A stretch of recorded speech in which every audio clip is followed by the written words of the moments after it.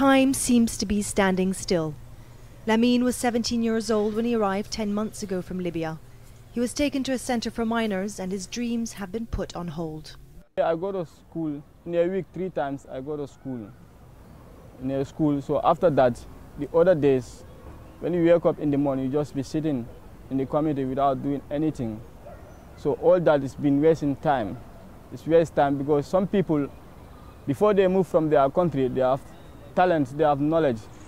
Lamine has applied for asylum, but it's a long-winded process.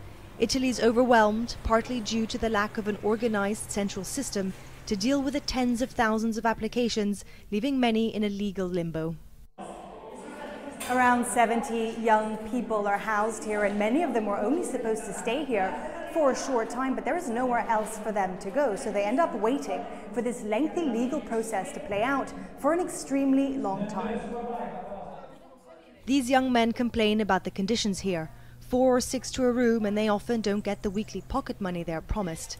But the people who run this center say the money drips in sporadically, stuck in an overstretched and unorganized bureaucratic system. The lack of money means I can only offer an insufficient service, not to say even a cheap one.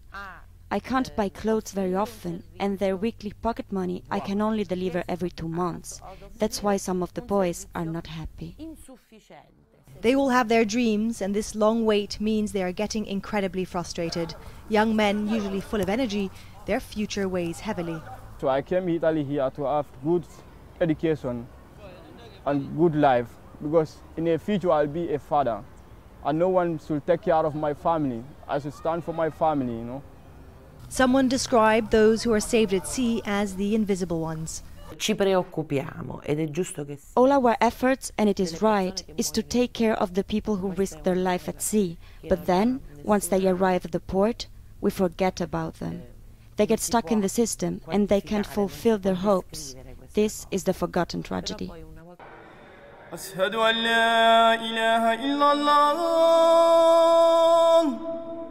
There is beauty and hope against all odds. With patience and faith, they say they will wait to get the opportunities that they have risked everything for. Stephanie Decker, Al Jazeera, Catania, Sicily.